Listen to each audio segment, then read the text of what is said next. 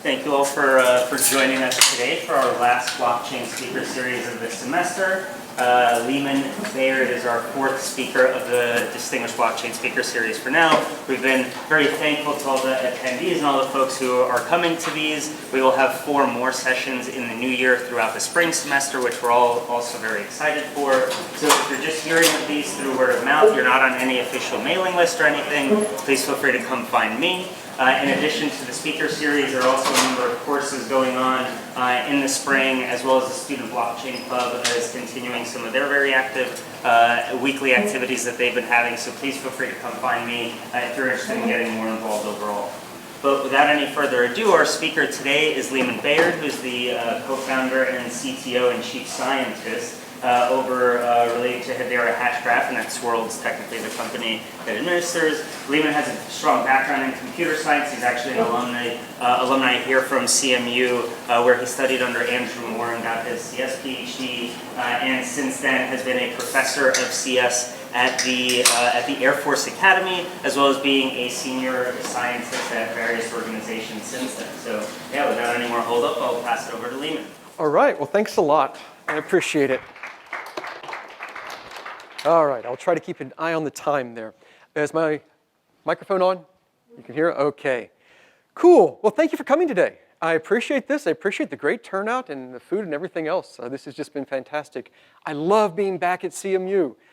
In the last 20 years, I've only been here once, and it is really nice to be back again in this building that didn't exist the last time I was here, which is pretty cool.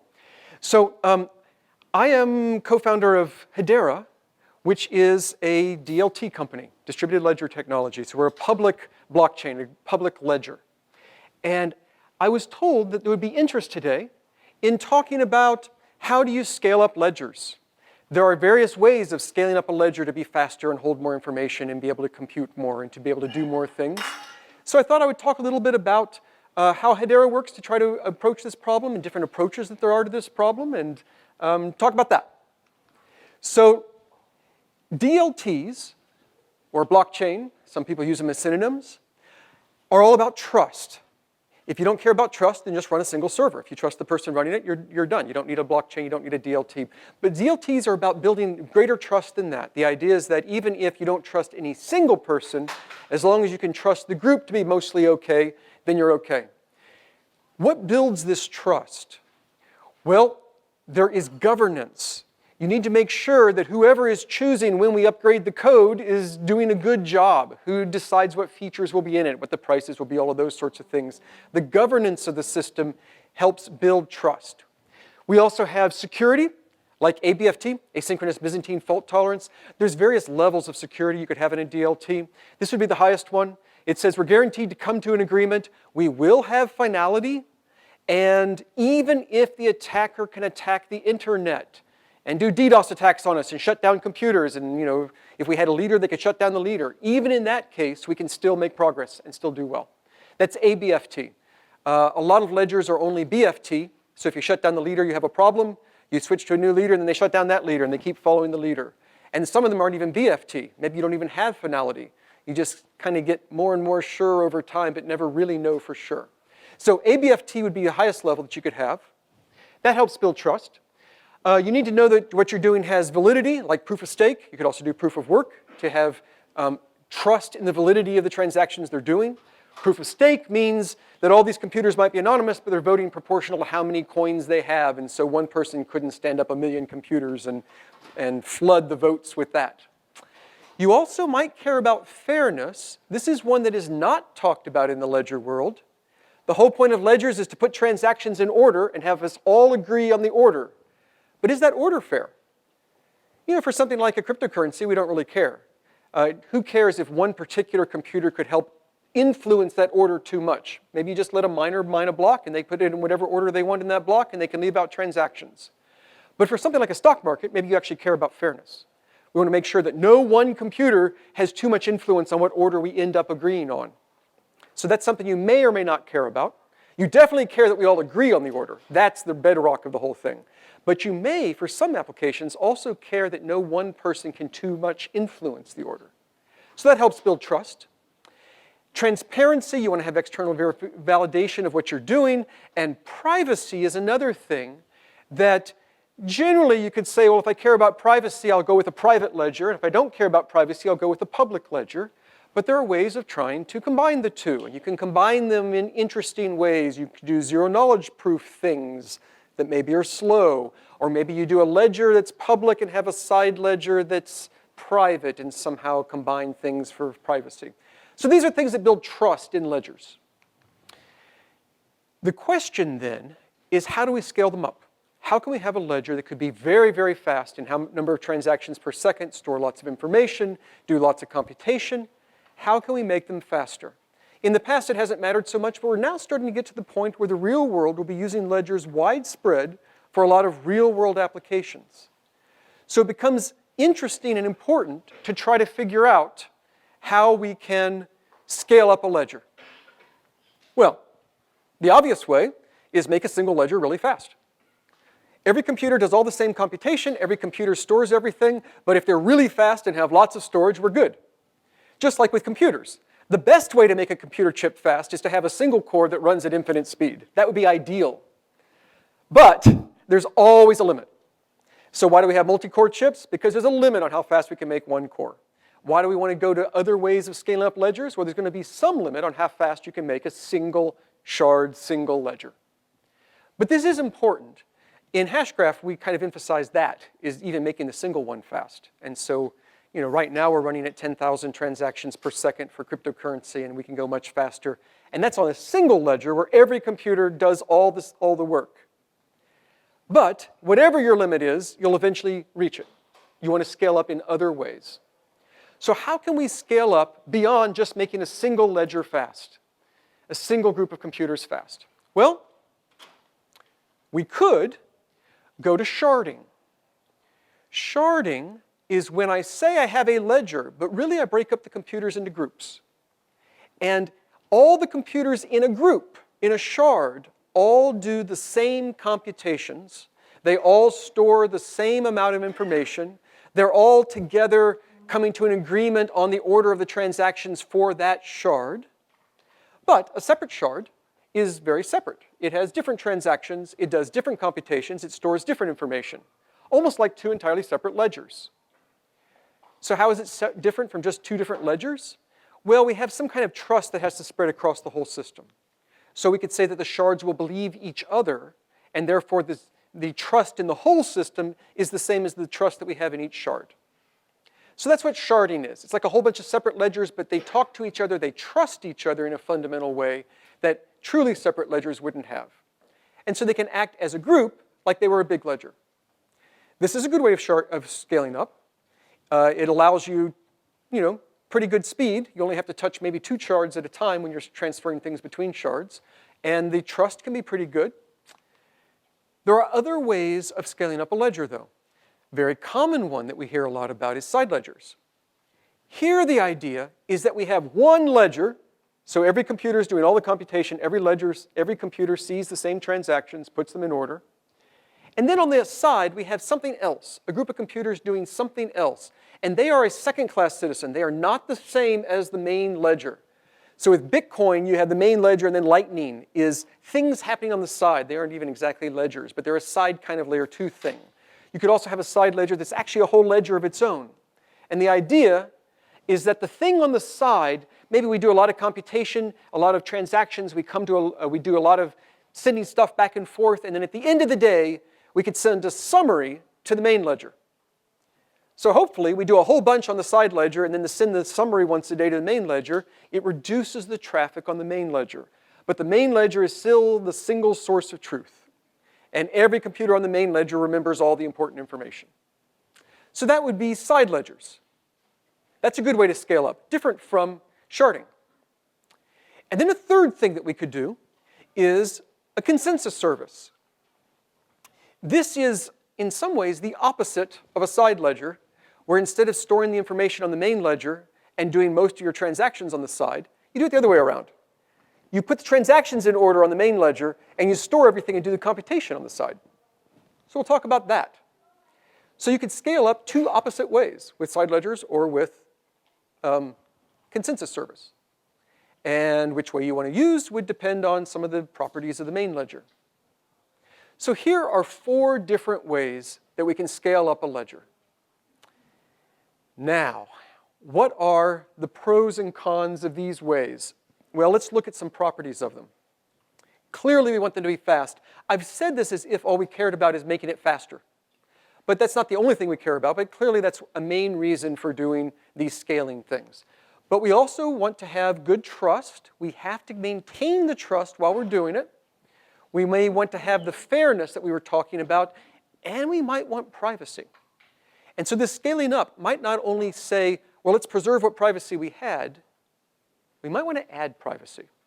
We might want to be able to have a scaling solution that makes us more private than we were with just the main ledger.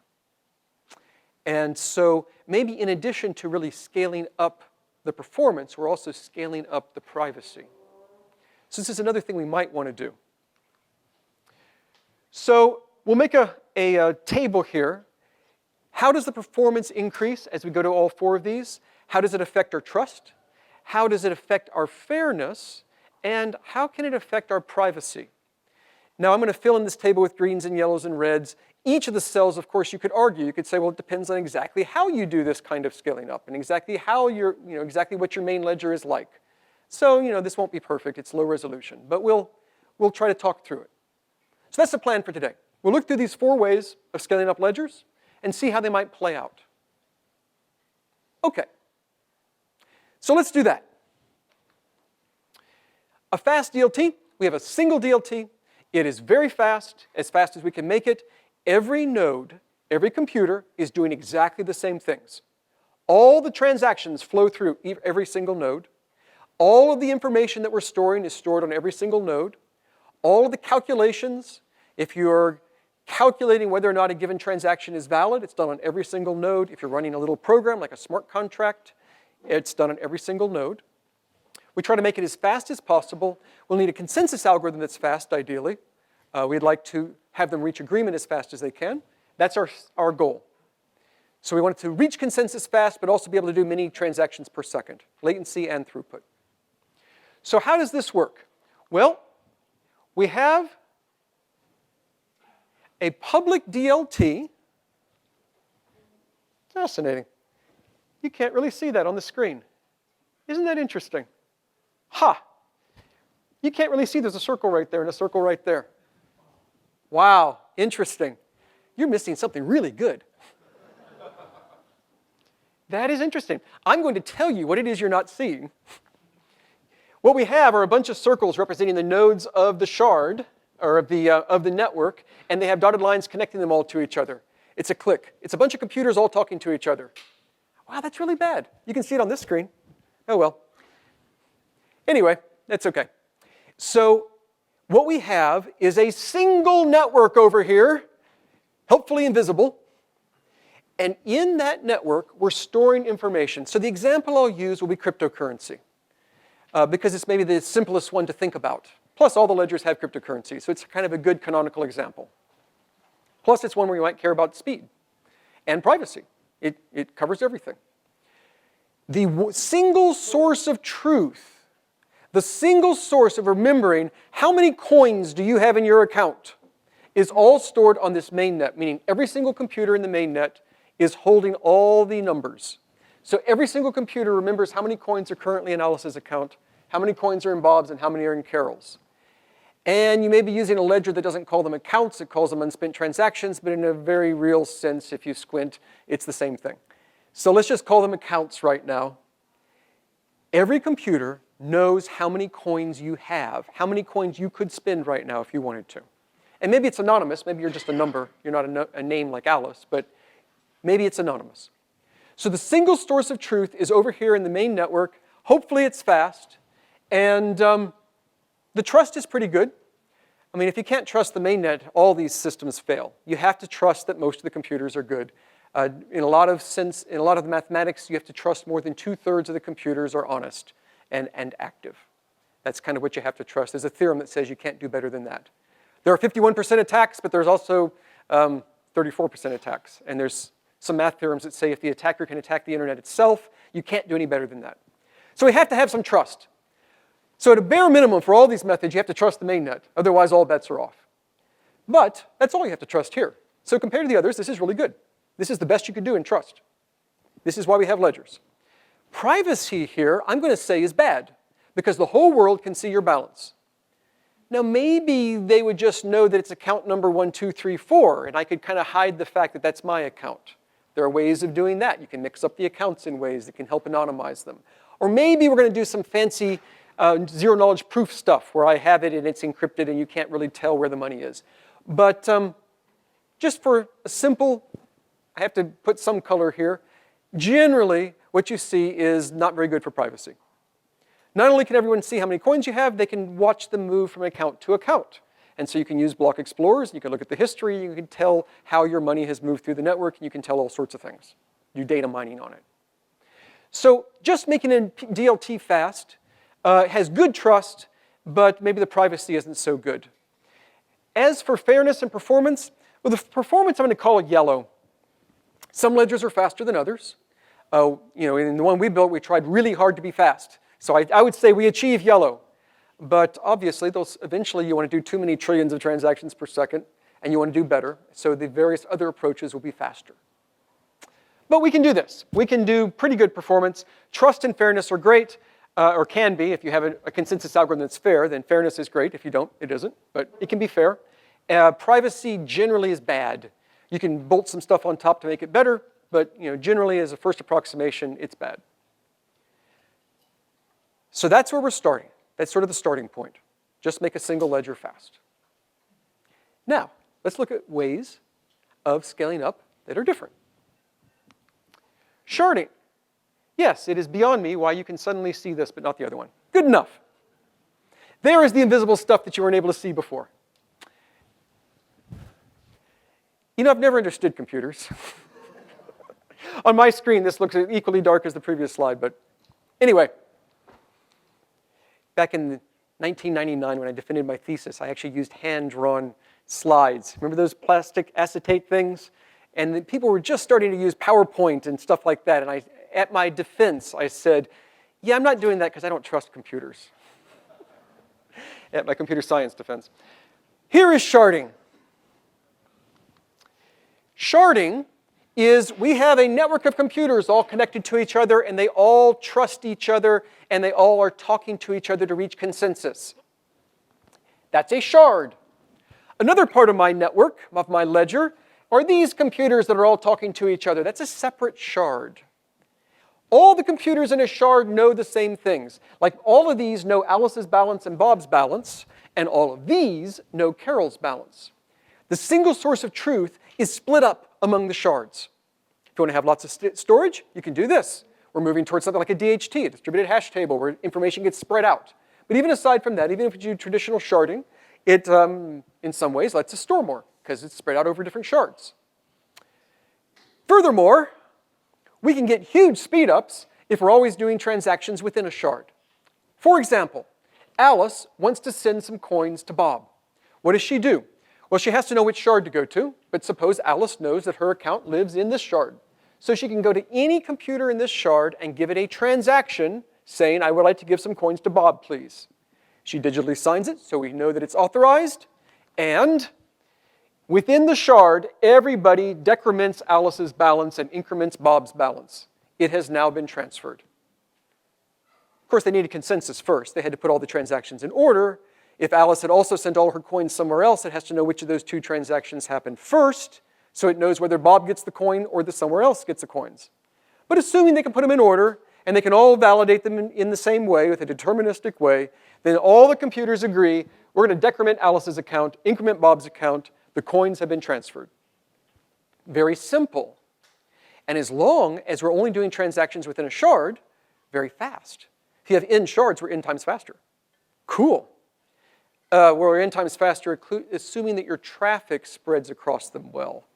Of course, if we have n shards, but everybody only transfers between Alice and Bob, it doesn't really help us at all. But assuming that we have the right traffic pattern, and assuming that everything is within a shard, we're n times faster. Yay, that's great. Now, what if instead Alice wants to send from herself to Carol? For that, we're going to have some form of inter-shard communication that is trusted and trustworthy. So we're going to have all of these computers agree. Yes, Alice wants to transfer to Carol, and Alice does have enough coins at this point in history to do so. It is a valid transaction. They all agree. Then they all decrement how many coins Alice has. And then somehow they have to all jointly send a message over to a computer in this other shard. And then they all have to agree, yep, we received a valid message. We're going to increment Carol's balance. Notice how important it is that we can verify all these messages and everything. These guys are just going to increase Carol. They can't actually see Alice's balance. They don't actually know that it went down. They're just taking their word for it. So your trust is going to be, I trust the ledger as much as I trust any single shard. As long as I can trust each of the shards, I can trust the whole ledger. You're going to have some kind of consensus algorithm inside of each shard that you trust, and you're going to have some form of inter-shard communication that is equally trustworthy. Somehow, this computer needs to know for sure that it wasn't just this computer that says I decremented Alice, but somehow they all agreed, or more than 2/3 of them agreed. In Hedera, we have something called a state proof, which is a cryptographic proof that this state really does reflect what we all agreed on. And so you could have a state proof that says we all agreed that we just decremented Alice and it's time for Carol to increment. And so it would send that cryptographic proof over. This one would then share it with everybody else. Everybody would look at it and say, yep, that's valid. That shard over there really did all agree, or more than 2/3 of them agreed they're decrementing Alice, so we can increment Carol, and we're done. And so your trust is good. It's as good as any single shard. As long as your shards are big enough, blah, blah, blah, you have to trust more than 2/3 in each shard, then you can trust the entire network, and you can trust that no one will be able to forge coins out of nowhere. Anytime a coin goes down, somewhere else that goes up, and vice versa. So this is sharding. It is nice. Even if your transfer is between people in two different shards, you still get an n over 2 speed up, which is nice. Now, if I had some transaction that weirdly touches every shard in the world, of course, now everybody kind of has to stop and do that in unison. But usually you don't see that kind of transaction. Usually a transaction is just between 2 things or maybe 3 things, and they would be spread across 2 or 3 shards, and all the other shards can keep working in parallel while these are tied up doing that one transaction. So depending on your traffic, this may or may not help, but generally you would expect this to help a lot with speed. So what do we see? Privacy is still just as bad. Every balance is visible to the planet, and every transaction between balances is visible to the planet. We can track the flow of coins through the network. Everything is visible. The trust is still good. It's as good as you would trust a single shard. You do have to make sure that we can still trust when there's more computers involved. You know, it's not just that 2/3 of my whole ledger is good, but it's 2/3 of the ledger within each shard is good. But we can still have good trust here. And privacy is still bad. Performance can be better. So this one's pretty good. It's green across the board, red for privacy. That's what sharding gives you. Okay, I like that. I'm not going to show it, but some of these other solutions can be even greener on the performance. But I'll just call this one green. I'll just say this is good performance. N-fold speed up, or N over 2, or, well, maybe 1 if you have the wrong traffic pattern. But for many traffic patterns, it helps. Now, how about a side ledger? Okay, side ledgers, layer 2. There's a million different things here. I will oversimplify by just giving one model. But okay, let me give you sort of an example model. So here we go. Again, we have our main ledger, which is the single source of truth, just like we did with a single ledger. All of the balances are stored inside of every single computer. Interesting. In this main computer. Everybody in this computer knows Alice, Bob, and Carol's balance. This does not help us with our memory storage problem. Every computer has to have as many terabytes as the ledger as a whole stores. Okay. Then, we stand up another computer network. This is not even necessarily a ledger. It's just somehow, Alice, Bob, and Carol now actually have computers of their own. They're standing up this computer network. And maybe it's not these 3, maybe it's some other people that are doing it for them. But we have this separate network of computers that can talk to each other. separate from our ledger. Maybe they aren't even a ledger. Maybe they're their own ledger. They're running the same software. Who knows? And in this separate network, they spend the day talking back and forth. So Alice sends some coins to Bob, and then Bob sends some Carol, and Carol sends some back to Alice. Maybe they're playing a game and they're constantly sending the coins back and forth. They're gambling or something. They're sending coins back and forth. Or maybe this is some kind of a stock market where they're buying and selling stocks with each other. And throughout the day, you have things changing hands many times. The idea here is we have lots and lots of transactions that are happening off ledger. We don't have to bother the ledger with these transactions. Then, at the end of the day, they all digitally sign off on a summary, and the summary goes to the main ledger. And at the end of the day, it updates all of these with the net result. So throughout the day, Alice gave some to Bob, Bob gave some back to Alice, it went back and forth. But at the end of the day, the net result is Alice gives Bob 100, and so the ledger just does a single transaction. Alice goes down by 100, Bob goes up by 100. That's it. So what do we see with this kind of a model? Well, the trust here is worse. Throughout the day, we, to some degree, had to be trusting each other. Yeah, at the end of the day, we'll all sign off on this summary and send it in, but maybe we don't, maybe someone gets mad and just doesn't sign off on that summary. But then I've lost a few hours. Now, it's not like they can steal all my money. No one in the side ledger can steal all my money. But they could be disruptive in ways that I tried to buy something at the store and the store doesn't get the results from that one day.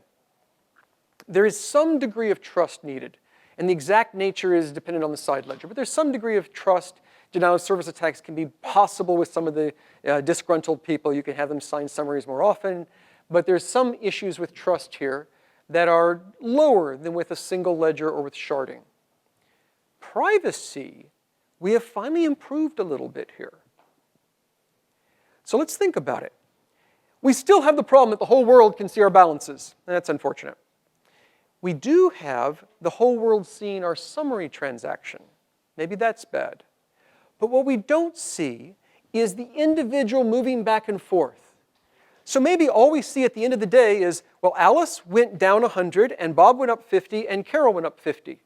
But we don't know how the transactions went. We don't know that it came from Alice to Bob. Maybe it went from Alice to Carol to Bob, or vice versa, or whatever. So we have a little bit of privacy here. And maybe those fine-grained bids and asks in our stock market are what we really want to keep private, at least for 24 hours. And at the end of the day, just how the stocks got redistributed is not really something we care about with privacy. So you could talk about that. You could talk about encrypting that single source of data, but then you have greater problems where if somebody is malicious, they can do bad things. But there's different ways of trading this off. But generally, we're going to see that we have somewhat less privacy than we did in the single shard or in the sharded system. So, we have that. Maybe the trust has gone down somewhat, and maybe the privacy is going up somewhat. Then we have a consensus service. You might guess the final column is going to end up all green. Yeah, sure. But this is interesting. So what is a consensus service? It's kind of weird. So I want us to go through how we do it, and then we can talk about what the properties of it are. In a lot of ways, it's the inverse of a side ledger, where we swap the information in the transactions. So in Hedera, it's sort of a normal ledger. You have consensus at the bottom. You build services on top of it, like cryptocurrency and smart contracts and a file service. You have a governing council that's in charge of that for governance. And then you have all your applications on top. Traditional ledger. The consensus is ABFT, and it's fair for the ordering, which is kind of interesting. But other than that, it's pretty traditional. It uses a DAG rather than a chain, but it's sort of a traditional thing. The services are kind of traditional. You have cryptocurrency, you have smart contracts, you have files. We also have some implicit services, timestamping service. We get cryptographic timestamps on every transaction, and it's fair. No one computer sets the timestamp. It's more like everybody votes on the timestamp. Everybody says what time they received a transaction. It's the median of all those times. So it's not like I pick the timestamp and you all just sign off on it. It's more like each of you says when you received the transaction. We list all those times in order and pick the middle one. That's the timestamp. That's more fair in a lot of ways. So we have sort of this implicit service of timestamping because every transaction gets a timestamp. There's also kind of a revocation service. This is a big deal for ledgers. You could put, say, your driver's license or a hash of it into the ledger, and then you have the power to pull it back out, and the DMV has the power to pull it back out. And if you ever lose your driver's license, the DMV can revoke it by themselves. They don't need your help. And if you ever want more privacy and you want it to not be there anymore, you can revoke it by yourself. So that's kind of implicit in just the way the keys are managed. All of this is sort of traditional. And then there's this other service. I'm sorry, I was also going to mention smart contracts let you write little programs that run on a ledger. The central problem for every ledger is to decide how much functionality do we take from smart contracts and bring it down to the lower layer and build it into the ledger itself. See, a smart contract is a program that can do anything, but it typically runs slower than these native services that are implemented at the bottom layer. There's always this trade-off. When you build a new ledger, do you want to make tokens in general, like fungible tokens, be a native layer service and run fast? Or do they just run as smart contracts, ERC20s, and run slowly? You have to make that decision. What we have done is added another service at the bottom layer. It's a consensus service. And you can write applications on top of it. But basically, you're just feeding them through to the underlying ledger consensus algorithm itself. And so these services that you write yourself run at the speed of a native service. Now you have to stand up your own computers for it. So the downside is you stand up your own computers. But the upside is that it runs at the speed of the native services. And so we don't have to make this trade-off. Do we want to do fungible tokens at the services layer or leave it up at the smart contract layer, which is slower? Well, you can have the best of both worlds. You stand up some computers and you can run it at the speed of the lower layer, but you as a user can decide what applications you want to implement. So that's the idea of the consensus service. The idea is that it gives you access to the raw consensus engine at the bottom, and the computer's running it. What does that mean? Here's what it means. We have this ledger. There's your mainnet. Mainnet here is, as we described before. And then you have some people that stand up their own computers, just like a side ledger. So this is the same as side ledgers. So we have 3 computers over here. Maybe Alice, Bob, and Carol stood up their own computers. Maybe they have somebody else they trust running computers for them. Maybe they have multiple people running the computers because they don't trust them all, but it's a side network. And now we move the single source of truth. It's no longer there, it's here.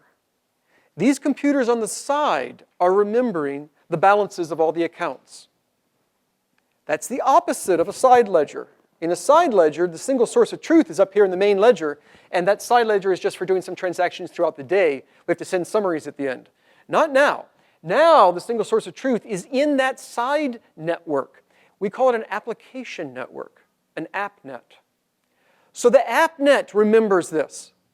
This helps with storage. We can scale up storage, great. The mainnet doesn't have to worry about it, which makes it cheaper. Storage can be cheaper for you because you're just doing your own storage.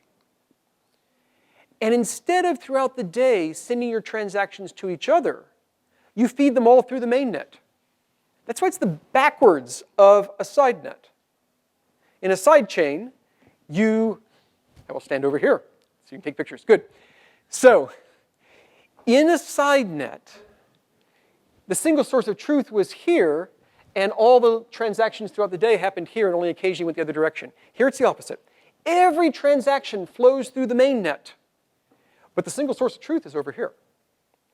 Not only that, the mainnet doesn't have to update these balances. The mainnet doesn't have to do the business logic of, ooh, is Alice doing a double spend? If she's trying to send the same coin to 2 different places, which one came first? Which one should we make as valid? Which one should we declare invalid? All of that logic doesn't live in the mainnet. It all lives over here in this AppNet, which means we could just encrypt these messages. Sure. If you want to send something from Carol to Bob, Carol just sends an encrypted message saying, I want to send from Carol to Bob. It flows through the mainnet, but the mainnet doesn't know what it means. All mainnet is doing is putting these encrypted messages in order and giving them timestamps. That's it. Then, after it has put them in order, it sends them back. I told you state proofs again. Again, we have to be able to trust this, but it sends them to Bob in the official order with the official timestamps with a cryptographic proof so Bob knows this was the consensus of our whole network. More than 2/3 of us agreed that this is truly the consensus on the ordering of the transactions and on their timestamps. Now, Bob has this order, and he can just give it to Alice and Carol, or they all three could have gotten it directly, or they could have given it to some third party and all three of them subscribed. There's lots of ways of getting it over there because they can all trust this is the one true order. They're trusting the nodes of Hedera. That more than 2/3 of Hedera is, the mainnet is honest. They don't have to trust Bob. He can't lie. And then when they all know all the transactions in order, they all run the same logic on them and update the state and update all three of these balances. So each of them is holding all three of the balances. Each of them is updating them according to the rules of the system, given the transactions in order. And if there's ever a dispute, Alice says, hey, I own that stock. And Bob says, no, I own it. Well, what they do is they just go to a court and they say, look, Alice really does own it. Because here's the transactions in order with that proof that they're right. This proof is something you can show to a third party. And look, when you run those in order, you end up with Alice owning it, not Bob. And then the court says, okay, Bob, you were lying. So I know it was Alice's telling the truth. Or you could have an auditing agency run a computer over here, and they just audit continuously. Or maybe you have several auditors. Any one of them can blow the whistle if anything goes wrong, if anybody tries to lie about the state. So I don't have to actually trust any single computer over here to update the state correctly. Anybody can verify it. Anybody can prove that they're telling the truth. If there's ever a dispute, you can do dispute resolution.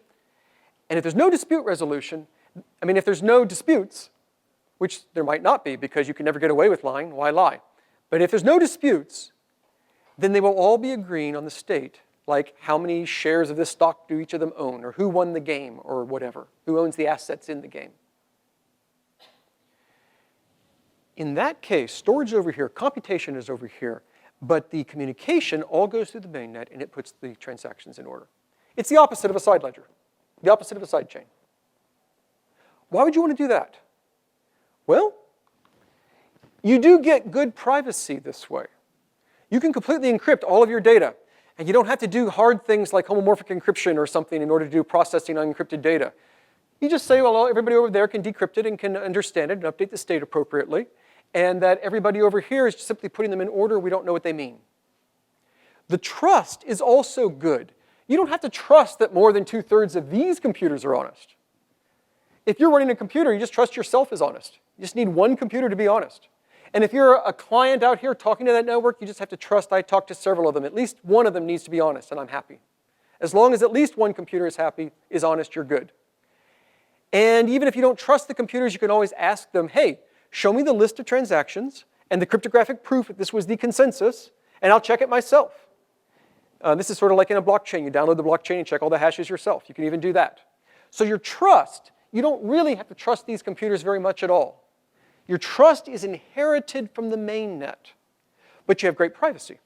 In a lot of ways, this is like combining private ledgers with public ledgers. So that's where we are. This is the consensus service. It's sort of a backwards way of doing things. And you could say everything can become green in that way. Now, of course, it depends on all these colors depends on all the details. So all those colors could be different if the details are different. But this is sort of a first approximation way of saying it. What is the downside? 2 of these, side ledgers and consensus service, do require you to stand up some other computers that are outside of the mainnet. And this one requires the mainnet to stand up more computers. However many you think you need to be secure in the mainnet originally, well, you need that much per shard. So you need n times as many computers. So the downsides of these are that the mainnet stands up more computers. Ultimately, you end up paying for that as a client. Or the client ends up standing up networks and having to stand up some more computers. That's the downside. The upside is you can have better speed, you can have better, lower cost because all the storage and everything is happening off of the main ledger, and you can have greater privacy if you want it. So those are sort of the options of scaling. And of course, there's lots of other ways to scale too. But these are some of the ways that people have talked about scaling, and the consensus service is interesting. Use cases, I've talked about something like a stock market as an example use case. You could also stand up a stable coin Of course, whatever mainnet you're using has its own coin. Every ledger needs a coin, pretty much. But your appnet could have its own coin that it manages, like a stable coin. Like a coin, you could have a coin that's a basket of currencies or a basket of commodities, or you could have tokenized gold. So your coin represents 1 gram of gold for a stable coin, or diamonds, or whatever. So you could have your appnet be a stable coin, and you could provide a service to the planet on your appnet. And you just need the mainnet to put things in order. It just does consensus, just provides that as a service. You can also do things like audit logs. This is a killer use case for ledgers in general, where you're storing information that you want to prove to the planet that your information, you didn't go back and change it after the fact. And you can even store it in ways that the auditor can read it because you give them the keys to read it, but you encrypt it so the rest of the planet can't see it. And so you can have auditable information, like your business books that you want to have audited information. You can't go back and change them retroactively. You can also use it for, say, provenance. If you buy pharmaceuticals, you might want to know, well, exactly what labs and what places has it been, and you store the history in there so that you can trust it more. Or for food, you can do that to say, well, is this organic food really organic, or is it just someone claiming that because they can make more money? You have things like the provenance of diamonds. Are they conflict diamonds? Are they blood diamonds? Have they come from some warlord that did evil things to get those diamonds, or are they sourced in an ethical way? So provenance of things is a big deal for ledgers in general. These can work well for that. And then games are fun. Games are fun because it's a huge industry and people enjoy them. It's also a nice example because it's something where you want high speed. So you might say, I care about trust less than these others, though if you're playing the game, you care about trust. But I care about speed more. Yes, I see people smiling. Yeah, when you're playing the game, you do care about trust. You don't want people cheating. Interestingly, you can set up a game where even the people running the game can't cheat. My understanding is that in MMOs, there are huge debates when the company running the MMO suddenly changes how powerful things are. People spend thousands of dollars buying in-game assets. I mean, thousands of real-world dollars, buying in-game assets, and then they get nerfed by the people that wrote the game and they make them less powerful. You could create a game where you put into the rules, even the company that built the game can't change certain things. And then the players of the game have this guarantee that even those things won't change. So these are kind of use cases you could imagine for ledgers in general, and where scaling would be helpful. And so if we have ways of scaling, these are good things for that. So what were the concepts? I'm just going to go through the concepts again on the consensus service, because it's kind of a weird thing. It's kind of a new thing, so it's worth talking about. The messages are what was sent from the appnet to the mainnet. They can be encrypted, but there's things being put into order. So you can think of there being actual transactions that are just here, but they're put inside of encrypted messages. And over here, all you have are a bunch of messages to put into order. That's all it thinks about. You can have privacy. Because everything's encrypted and all the processing is done on the unencrypted data on the appnet side, you could potentially have privacy. In fact, the appnet itself could be closed off from the world. A dark pool is a kind of stock market that is closed off from the rest of the world. Just a few banks talking to each other. You could even have that kind of privacy. Or you could have something like a stable coin that the whole world is allowed to use, but you have strong privacy guarantees. You could do stuff like that. Or you could have strong KYC guarantees, whatever kind of thing you want to do. The messages could be plain text. You could show the whole world the messages, but you're also allowed to encrypt them, and you can even do fun things with ephemeral keys with perfect forward secrecy, if you're into that sort of thing, which allows you to ensure that even if somebody is recording all these messages, after a few minutes, we've all thrown away the keys that encrypted those particular messages, and they become unreadable to outsiders in some way. Or maybe not after a few minutes, maybe you do it once a month. You can do it the way you want for auditability. We said that there will have to be these messages put into order sent to the appnet. I didn't say how you do that. In Hedera, we use mirror nodes. So we have the main net, and then we have a mirror net. The mirror net is a bunch of nodes that simply are mirroring the state of the main net. That's all they do. They get all the information flowing through the main net. They do all the calculations. They completely mirror that state. And then they can be checking up on the main net, making sure it's doing the right thing. Or they could sell that state to somebody else. So that's how Bob would get these messages. Maybe Bob is a mirror node from the main net.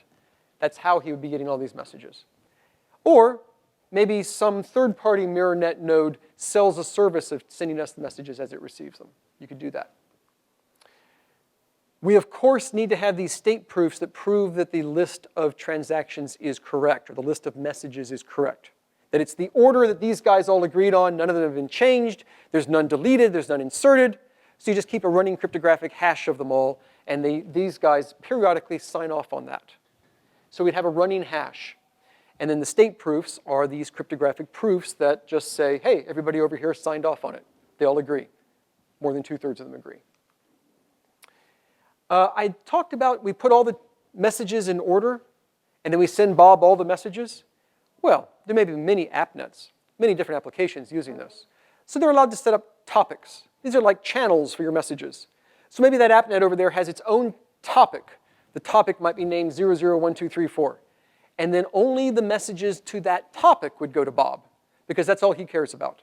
And there would be a running hash within that topic. And you would get digital signatures that prove that these were all the messages from that topic with none deleted. And the only hard part here is you have to stand up some computers over there and manage them, which can be a pain. What would be nice is to have a big toolbox of tools to help you stand up the computers easily. And Hyperledger Fabric is a big open source project that makes it easy to stand up a bunch of computers. It's layered, has lots of different layers of what's going on, and at the very bottom is what they call an ordering service, which is the thing that puts things in order. And so we're working very closely with IBM, who's one of our council members, to have the ordering service. Right now it's pluggable. You can have Kafka, you can have Raft, you'd have Hedera as one of the ordering services you could plug in.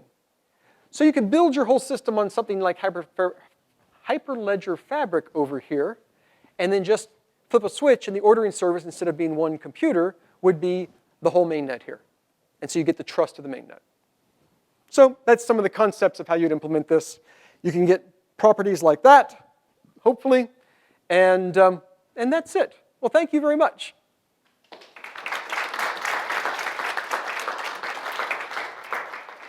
So we have some time for questions. Are there questions on this? Yes? Yeah. Can you tell us any real application you are working on, even though they're in program? Yes. So we have dozens of apps that are already deployed on us. One of the apps deployed on us I think is interesting is AdsDAX. AdsDAX. AdsDAX, it disintermediates advertising. In advertising, you have publishers that put those banner ads on their sites, and you have advertisers that want their banner ad to appear somewhere, and you have someone in the middle that then aggregates and resells so that the publisher doesn't have to go out and find advertisers. They match them up, and they feed them a stream of these. There is a huge problem with fraud in that industry. That's a hard problem. You have to do many things to address it. But one of the things that you can do to address the fraud, part of the solution, is that you can record in real time all of the impressions and all the clicks. So every time somebody comes to your website and sees one of your banner ads, or every time someone comes to your website and clicks on your banner ad, it is recorded in a way that is visible to you and to the advertisers. That way the advertisers make sure that you're not getting credit for one click from two different advertisers. It proves that it's really them, or for one impression to two different people. It doesn't stop all kinds of lying, but it stops a lot of kinds of lying and is part of an integrated package for trying to stop fraud. And so what they do at AdsDAX is they use our mainnet. Actually, they use something very similar to our, to our consensus service here, using our mainnet then to keep track of all these impressions and have this immutable record of what the impressions were, and then the advertisers know that you're showing the same record to every advertiser.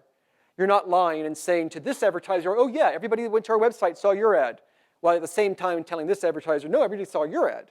It stops that kind of lying. That's AdsDAX. Another one is TuneFM.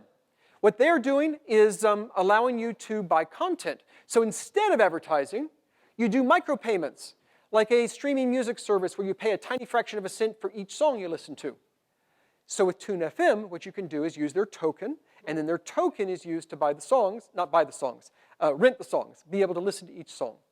And so then they have the system running on top of us, where their token is running on top of us, and then their token is used to let you see songs. In fact, we actually have a plugin for your browser that allows you to go to websites and to pay tiny, tiny fractions of a penny for each article you read or each song you listen to or each video you watch. And we have a plugin for WordPress that lets you do that on the website. So those are some of the use cases. People are also working with us to do a lot of different things. Sort of all the use cases I just talked about, we're seeing that sort of thing. Tokenizing assets, having real-world things of value that become tokens in a ledger. And then you can do business logic of where I sell you part of my house and you give me part of your commodity, and it's an atomic swap, and even if I don't know you, I can't steal from you. Those are some of the applications. There's a whole bunch of others too. Other questions? Yes. The Hedera fabric. Hyperledger Fabric, yes. Yes, sorry, apologies. You had mentioned that there's a mechanism, which I think you've been created to avoid the corruption that could happen between Alice, Bob, and the third person when somebody sabotages Alice and a whole bunch of encrypted messages come across that are fake. Is that part of why you have to have your fabric in there? Is that what it's doing? One of the things it could do? So we really do have to do what you just said. The state proofs are really important so that Alice, if she's corrupted, can't lie to us. That's important. In addition, it's just a lot of work to set up a bunch of computers and try to manage them. And when one falls off, you bring it back on, and you try to make sure they all get upgrades of the software at the same time. Managing a network of computers is complicated. Hyperledger is all about making that easier. So the real purpose of Hyperledger Fabric is to make it easy to stand up a new ledger, which is great. The problem is you don't have the trust unless you trust more than 2/3 of those people. And so what we're doing is we're allowing Hyperledger Fabric to make it easy to stand up your own network of computers, but you would inherit the trust of Hedera. That's how the connection works. Does that make sense? Absolutely. Anything sharding, the person is trying to set up their, Yes. The AppNet, yes. So that's a fee-based revenue. It's a fee for each message, right. So a tiny fraction of a cent per message. Exactly. How do you make sure Hedera is secure enough and not sabotaged by us? Oh, great question. How do you make sure Hedera is secure and not being attacked? So the way you do it is, first of all, you don't have one server. You have a bunch of servers. You don't put them in one country under one government. You put them in different countries under different governments. You don't have them run by anonymous people yet. We are going to go to where you can have millions of people doing it, but it's a bootstrap problem. How do you get trust at the very beginning? And the answer for us is that we start by having enormous companies in different sectors that are, keeping tabs on each other, running nodes. Right now, we've got 10 council members. We have IBM, and we have Boeing, and we have Tata Communications, and Deutsche Telekom, biggest telecom in Europe. We have one of the biggest financial institutions in Japan. We have one of the biggest retailers in Latin America. They're running the nodes. And then as we have the ability to do proof of stake with security with anonymous nodes, we will move to anonymous nodes as well. So we start off permissioned and go to permissionless as we can afford to do that securely. But the council really is the key to the trust that we have right now. And I didn't even talk about it, but I think the council is a really important thing. By the way, they're also distributed in time. No council member can stay more than 6 years. They can only stay for a 3-year term, and then if they're elected by their peers, they can stay for another 3-year term, and then they're out. So even they can't stay forever and be an evil cabal that runs the world. There has to be a turnover in the council members. But if you believe that more than 2/3 of them are honest, then you believe all this junk. In the consensus list, we talked about this state proof, and it seems like Alice and Bob and Carol in the AppNet don't have to sign off on the state proof. True. Does that affect trust just like it does in the state ledger or the side ledger? Ooh, good question. So the question was this, and I'm remembering now to repeat the question. The first two I forgot to repeat. But the question is, how about state proofs with trust? State proofs are all about the mainnet being trustworthy, but what about the AppNet? Doesn't it also need a state proof? And the answer is yes and no, which is the best kind of answer. So here's the deal. If I am running a node in the AppNet, I'm pointing, of course, to the AppNet. If I'm running a node in the AppNet, then I trust myself already. I don't really need a state proof to prove to myself that I myself am doing the right thing. But I do need a state proof to know that when Bob told me that order of transactions, he was telling me what was really the mainnet's consensus. So that state proof you get from the mainnet. So when the mainnet over here puts them all in order, it sends them to Bob, and at the end of a whole bunch of transactions, it says, here is the running hash of all those transactions in order with their timestamps, and here's signatures from all of us, or a combined signature from all of us, proving that it's true. And there's Merkle tree stuff in there too. That's the state proof from the main ledger. If I am running one of the nodes on the AppNet, then I can believe that. As soon as Bob gives it to me, I know that Bob didn't change one of the transactions, or delete one of the transactions, or change the order of two of them. I know he didn't do that. As long as I can trust more than 2/3 of mainnet, I'm good. Then there's the question, well, what if at the end of the day, I think I own that share of the stock, and Bob says he owns it? Oh, well, I'll just go to the court and say, well, here is yesterday's state, and then here's all the transactions that happened today. The proof from Hedera, or from the mainnet, that this is true. You can rerun it yourself, court, and see that I truly own it. Oh, but I said to really make that efficient, you don't really want to go back, you don't want all the transactions for all of history. Then maybe you do. Maybe you just give the court all the transactions from all of history, you give the state proofs, and you're done. One state proof, all the transactions in all of history, you can check it. But maybe you could be more efficient. Maybe all I do is at the end of each day, I could have all the people in the AppNet sign a state proof for the AppNet state. If they want to, you could do it like that. This is who owns which stock, or what's your score in the game, or your level in the game, or who owns how many shares of each stable token. You could have something like a state proof among them. And you could say, well, okay, we'll all sign off on it, or more than 2/3 of us sign off on it, or something. And then you could just go to a court and say, here's yesterday's state, and the signatures from everybody in my AppNet for yesterday, and then here's just the transactions from today, and the state proof from the mainnet for those transactions, and you could combine the two. You can do it either way. Furthermore, what if you're not running a node over here? What if you're a client connecting to one of those nodes? Same deal. It could give you a state proof from the AppNet saying, yeah, at least everybody in the AppNet currently agrees that this is your balance. And you might trust it more than if they were just a ledger by themselves, because you could always download it and check them. And maybe other people will, and maybe one of the nodes is an auditor. And you only need one node over here to be honest to make sure that that's correct. So there are ways that you could do things like state proofs even inside the AppNet. But you don't have to. And in everything I drew, I was showing you not doing that. But yeah, that might be a good idea. Maybe that's something worth doing. Could be. I'm going to officially say that since it's 102, 103, that we have officially ended. But I love answering questions and I love talking to people. So I will stay here at this spot and talk to you as long as you want. But I just want to thank you again for being here today. I really appreciate it. Thanks.